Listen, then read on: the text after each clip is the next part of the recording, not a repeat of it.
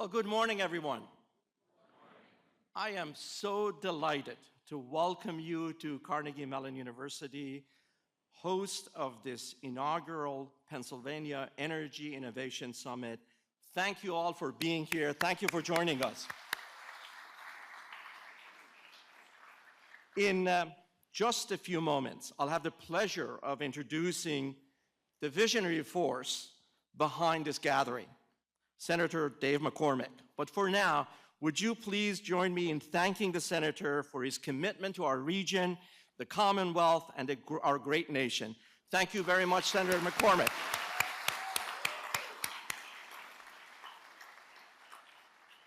In addition to Senator McCormick and his wife, Dina Powell McCormick, we have many distinguished guests joining us.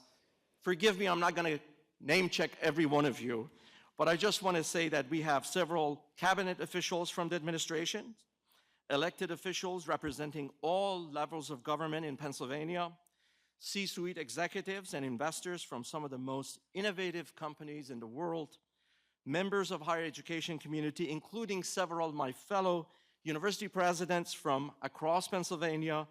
I also want to acknowledge my faculty colleagues and leadership from Carnegie Mellon that are in attendance, but I got to tell you, many of my colleagues have been working very closely with the Senator's team to plan this event. As you can imagine, a lot happens behind the scene. For us to have this event, I do want to acknowledge both our team and the Senator's team for the incredible commitment and spirit of collaboration they have shown us to make today possible. Would you please join me to thank the staff who's put all of this together?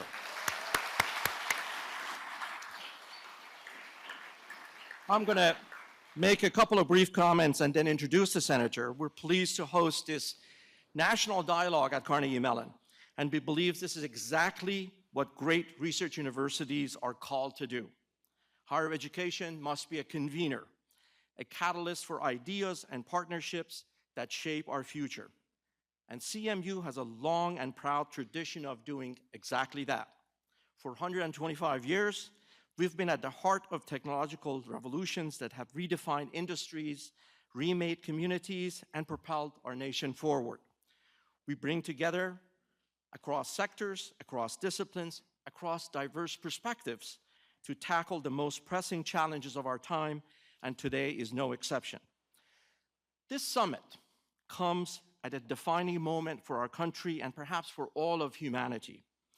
We are in the midst of a sweeping technological transformation, driven, of course, by the advances that we all see. In particular, the growing power of artificial intelligence. Perhaps it's the most important intellectual development of our time, with profound impacts on every sector of our economy and broad implications for our labor market, workforce, and our way of life. And as you soon hear in several of the panels, we'll not be able to win the AI race without tackling the critical issues of energy, and that's why we're here today. Innovation and energy are the twin engines of our future, and our economic competitiveness and our national security depend on it. Fortunately, Pennsylvania has been a global hub of energy and innovation for generations, and here in Pittsburgh, the legacy of discovery and reinvention runs deep, from steel to semiconductor to robotics to nuclear energy. And that's what brings us today to this location. And that's why we're here today. And it's the leadership of Senator Dave McCormick. A native of Bloomsburg, Pennsylvania, Senator McCormick brings a distinguished record of service to our nation. He's a graduate of West Point and a combat veteran who earned his PhD in international relations from Princeton. Senator, I'm going to have to start calling you Dr. McCormick, I think. During the George W. Bush administration, Dave McCormick served as the Undersecretary of Treasury and Deputy National Security Advisor.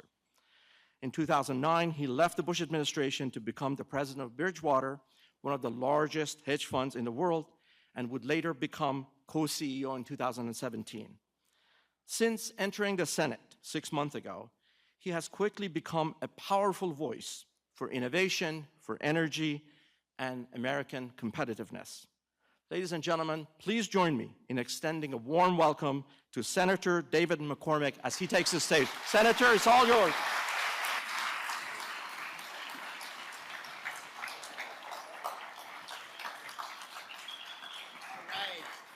What a crowd. Thank you, Farnam. I am so excited to see you all here. Thank you. Thank you for being here. This is a great day for Pittsburgh, a great day for Pennsylvania. Lots of friends in this room, a West Point classmate in this room, Kevin, a high school friend, best friend from high school, just lots of people in this room that mean so much to me. And thank you, Farnam. You know, when we started to talk about this summit, I knew immediately we wanted to do Carnegie Mellon. I live right around the corner from here. 20 years ago, I used to run through the campus with a stroller with one or two of my daughters in it. I served on the CMU board, it was a marvel. CMU was a marvel then, but under your leadership, it's become even more exceptional. A leading AI university, a incubator of great talent for our country, including many of the companies out in the hallway here. So thank you to you and the entire community for what you're doing, and thank you for hosting. We appreciate it. And for all of you that live here or came into town, thank you for joining us for here in Pittsburgh for the inaugural Pennsylvania Energy and Innovation Summit.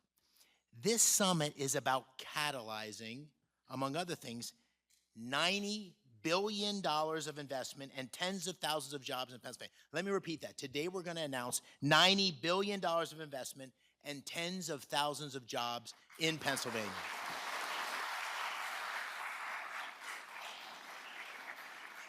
I think this will, my first best day in the Senate was when Mark Fogel came home. This may be my new favorite day in the Senate because I know this is going to mean so much for Pennsylvania. Showcasing to all the world also what Pennsylvania has to offer. We have about 150 reporters that are here today, and we're having an opportunity to tell Pittsburgh's story, to tell Pennsylvania's story. And then finally, on the campaign trail, what I campaigned on, what President Trump campaigned on, the promises that he made were opportunities for working families. And what's happening today is going to be a huge catalyst for opportunities for working families. So it's a wonderful day, and it's a real honor. And I mean this, an honor and a privilege to be able to welcome you to the Steel City, a city that has shaped my life in so many ways, and where Dean and I are proud to call home.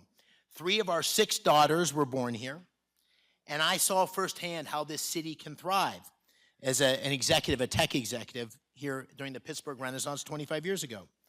And Dean and I have been incredibly blessed in our lives, and when we were campaigning across Pennsylvania, we promised that we'd be laser focused on using our experiences to deliver good paying jobs and opportunities for working families across our Commonwealth. And so today, it's such a source of pride for me and for us to see so many friends and be able to welcome them to the city and the Commonwealth we love and to learn about the future that we're building here. There's no better place, and I mean this, there's no better place than Pennsylvania to lead the next revolution in energy, technology, and artificial intelligence. From our abundant energy sector, our incredible universities, not just Carnegie Mellon, but Penn State University, Penn, Drexel, Lehigh, so many.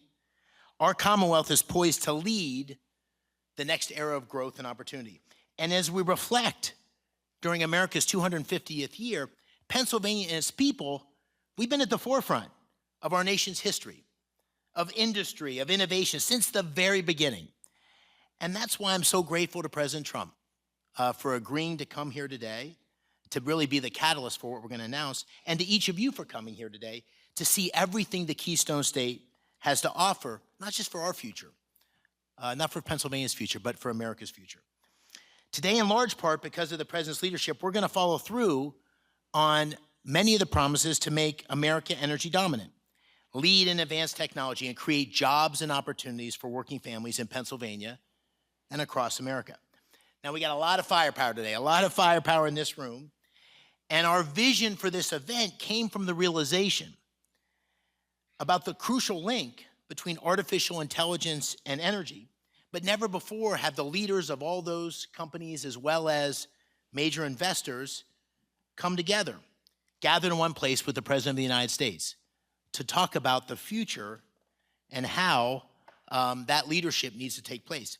And it was such a special opportunity to have that opportunity, or have that chance to talk about that, in a commonwealth that can really be at the forefront of our nation's technological future, right here on the ground in Pittsburgh.